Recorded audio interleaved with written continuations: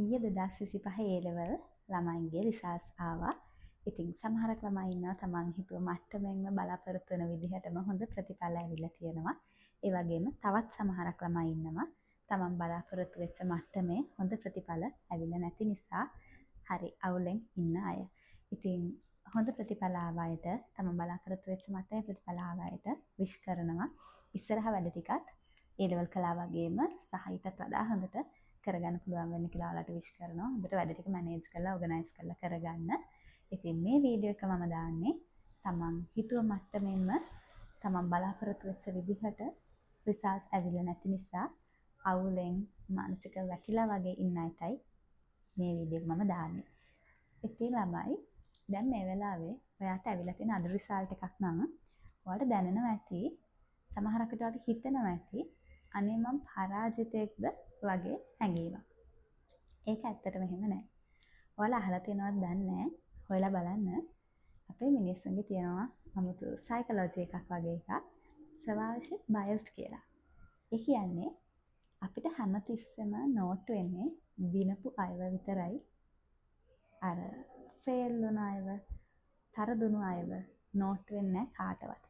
දැන් උනත් බලන්න දිනපු අයව සෙලිබ්‍රේට් කරන්න, එයාලා ගැන කතා කරන්න, ප්‍රශංසා කරන්න ගොඩාක් අය හිටියට ඇත්තටම විභාගේ අවුල් වුණ අය ගැන කතා කරන්න එච්චර කට්ටිය නෑ නේද?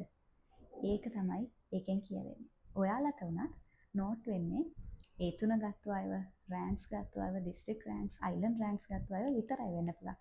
ඒකත් එක්ක තමයි ඔයාලා කම්පෙයාර් වෙලා ඔයාලට දැනෙන්නේ අනේ නිකන් මම වැඩක් නැහැ නේද, මම පරාදයි නේද, ඔය වගේ හැඟීම්. ඇත්තටම ඔයා එක පරාද වීමක් විදිහට දකින්න නැතුව ආයිමත් ඔයාට එහෙම දෙයක් නොවෙන්න ඒක පාඩමක් කරගන්න පුළුවන් නේද?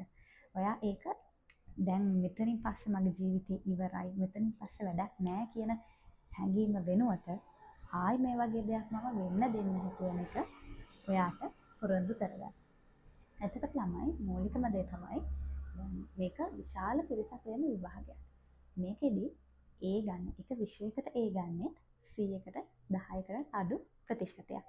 ඉතින් එහෙම වාතාවරණයක් තියෙද්දි ඔයාට අඩු රිසල්ට් එකක් එනවා කියන එක ඔයාට විතරක් වෙච්ච දෙයක් නෙවෙයි. ඒක හරිම සාමාන්‍ය දෙයක්. ඒ නිසා ඒක අනේ මේක මට විතරක් වෙච්ච දෙයක්ද කියලා එහෙම මම විතරක් පරාදුනාද ඒ වගේ ෆීලිං එකකට එන්න එපා. මේක හරිම නෝමල්. ළමයෙක්ට ගොඩාක් අය ලියන විභාගයකින් අඩු රිසල්ට් එකක් එනවා කියන එක හරිම නෝමල් දෙයක්. ඒ ලෙවල් විභාගේ අඩු රිසල්ට් එකක් එනවා කියන්නේ ඔයාට විතරක් වෙන දෙයක් නෙවෙයි. ඒක හරිම නෝමල් දෙයක්.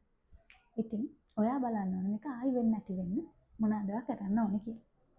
එතකොට දැන් ඔයාට මේ වෙලාවේ ඔය ෆීලිං එක එන්නේ ඔය එළියෙන් ඇහෙන දේවල් එක්කනේ. ඔයා මේ වෙලාවේ වැඩියම ඔයාව කම්පෙයාර් වෙන දේවල් ලොකුවට අහන්න බලන්න යන්න එපා. එළියෙන් බාහිරින් එන ප්‍රෙෂර් එක ලොකුවට මේ වෙලාවේ ඔළුවට ගන්න යන්න එපා. ඔයා හරියට මැනේජ් කරලා හරි ඩිසිෂන්ස් වලට එන්න. මේ වෙලාවේ ඔයාට තව ෂයි එකක් තියෙනවා. මේ තර්ඩ් ෂයි එකක් කියලා රිසර්ච් අවුල් වෙන අයට අවුල් වෙච්ච අයට මම වෙනමම වීඩියෝ එකක් දාන්නම්. මම මේ වෙලාවේ ගොඩක්ම කතා කරන්නේ තව ෂයි එකක් තියෙන ළමයින්ට. ගිය පාර A level කළා Tamanට බලාපොරොත්තු වෙච්ච රිසල්ට් එක නැහැ.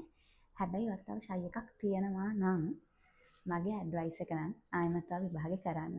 මොකද සමහර කටවා හිතනවා ඇති ඒ රිසල්ට් එකෙන් දැන් C2 21ක් වගේ තියෙන ළමයි හිතනවා ඇති මම මේකෙන් කැම්පස් යනවා කියලා. ඒක හරි. නමුත් ඔයාට පුළුවන් නම් ඔයාගේ දැනුම තියෙන මට්ටමට වඩා වැඩි කරගෙන කැම්පස් එකකට යන්න. ඒක ඔයාට ගොඩාරියක් වටිනවා වගේ කොන්ෆිඩන්ස් එකටයි හැමදේටම. මොකද ඔයා සමහරක් වට කැම්පස් එකේ ගිහුවා වෙනම විෂයක් නෙවෙයි නම් ඉගෙන ගන්න යන්නේ. සයන්ස්ම නම් ඉස්සරහට කන්ටිනියු කරන්නේ. ඔයාට මේ තියෙන ඒවම වැඩි දියුණු වෙලා කැම්පස් එකේදී ඉගෙන ගන්න ලැබෙනවා ගොඩක් වෙලාවට. ඒ නිසා ඔයාට ඔයා මේ රිසල්ට් එක C2 S1ක් වගේ තියෙන ළමෙක් C1 S2ක් වගේ තියෙන ළමෙක් මේ රිසල්ට් එකෙන් කැම්පස් යනවා කියලා හිතනවා නම් වඩා හොඳයි. ඔයාලට පුළුවන් නම් ආයි විභාගය කරන්න. ආයි විභාගය කරන්න නැත්නම් ඔයා සුද්දා අර ඔයාගේ දැනුම අප්ඩේට් කරගන්න කැම්පස් එකට යන්න කලින්. ඉතින් ඔය ළමයිට බෑමයි කියලා හිතනවා නම් මොනම හේතුවකටවත් බෑමයි ආයි කරන්න කියලා හිතනවා නම් ඔයා යන්න ඉන්නේ සයන්ස් ෆැකල්ටි එකකටම නම් අනිවාර්යෙන් ඔයාගේ දැනුම අප්ඩේට් කරගන්න. එහෙම අර යන්න බෑමයි කියලා එහෙම ඒ වගේ ඉස්සර මේ තීරණයකට ඇවිල්ලා නැත්නම් මම නම් කියන්නේ අනිවාර්යෙන් විභාගය කරන්න.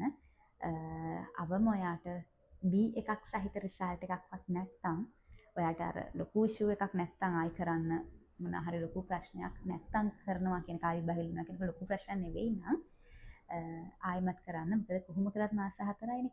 මේක හරියට කළා ගත්තට වඩා හොඳ රිසල්ට් එකක් අරන් විභාග ඉවර කරන්න. ඒක ඔයාට ඉස්සරහට ගොඩාක් වටිනවා. ඔයා යන්නේ මේ ෆීල්ඩ් එකේම නම් ඉස්සරහට යනවා සයන්ස්ම නම් ඉස්සරහට වැඩි දියුණු කරන්න ඒක ගොඩාක් වටිනවා ඔයාට. ඊළඟට රිසර්ච් අඩු වෙච්ච ෆේල් වෙච්ච හෝ එස් අකුරු ගත්තු හෝ ආයෙමත් විභාග කරන්න හිතපු අයට ගොඩක් අය අහන ප්‍රශ්නයක් තමයි දැන් මේ තියෙන වෙලාව ඇතිද මේ මාස 4 ඇතිද විභාගය හොඳට කරන්න හොඳ රිසල්ට් එකකට යන්න කියලා. මම පොඩි උදාහරණයක් කියන්නම්. දැන් ගිය පාර අපි අන්තිම මාස දෙකේ ප්‍රෝග්‍රෑම් එකක් කරානේ ළමයින්ට ලකුණු අඩු ළමයින්ට ලකුණු වැඩි කරගන්න ප්‍රෝග්‍රෑම් එකක්. ඔතනින් සමහරක් අය හිටියා අන්තිම මාසේ ප්‍රෝග්‍රෑම් එකට සම්බන්ධ වෙච්ච අය. සහ අන්තිමම කාලෙම ෆ්‍රී ගොඩාක් අයට වීඩියෝස් දුන්නා. ඒවෙන් කරගත්තු අය ගොඩාක් අය හිටියා. මට මාරුම ගොඩක් මැසේජස් ආවා. මට ඇත්තටම සතුටුයි ළමයි එහෙම කරගත්තා. තැන්ක් යූ කියලා කිව්වා. ඇත්තටම හරිම සතුටුයි. ගොඩාක් අය හිටියා. අන්තිමම මාසේ සමහරක් අය සති කීපයේ මහන්සි වෙලා හරියට ප්ලෑන්ස් වලට වැඩ කළා හොඳ ප්‍රතිඵල වලට ගිය අය ඉන්නවා. මට ගොඩක් අය කතා කරා. අන්තිම මොහොතේ ලකුණු වැඩි වෙච්ච අය ඉන්නවා. ඉතින් මම යන්නේ අන්තිම මාසෙත් ඉන්නවා හරියට හොඳට ඒ ප්ලෑන් එකට අනුව වැඩ කළා B අකුරු C අකුරු ගත්ත අය. ඉතින් අන්තිම මාසෙන් එහෙම දෙයක් කරන්න පුළුවන් නම් මාස 4ක් හරියට මැනේජ් කරොත් බැරි වෙන්නේ නැහැ. ඒ නිසා ඔයා ඉස්සෙල්ලාම ඒ විශ්වාසය තියාගන්න. අන්තිම මාසෙනොත් ළමයි එහෙම කරනවා නම් C අකුරු B අකුරු වලට යනවා නම් අන්තිම මාසෙනොත් මේ මාස 4 මැනේජ් කරලා කරොත් බැරි වෙන්න කිසිම හේතුවක් නැහැ. හැබැයි හරි මැනේජ්මන්ට් එකක් තියෙන්න ඕනේ. තියෙන්නේ දවස් 120යි ආසන්නව එක විෂයකට වඩා දාන්න පුළුවන් වෙන විතර දවස් 40ක් වගේ. එතකොට ලොකු ප්ලෑන් එකක් මේකේ තියෙන්න ඕනේ. ඔයාලට තනියෙන් ප්ලෑන් එකක් හදාගන්න බැරි නම් ඔයාට හරි ගයිඩන්ස් එකක් ලැබෙන කෙනෙක්ගෙන් ගයිඩන්ස් එකක් ගන්න. ඔයාලගේ කෙමිස්ට්‍රි පැත්තෙන් මට ඔයාලට උදව් කරන්න පුළුවන්. ඕනම උදව්වක් කරන්න පුළුවන්.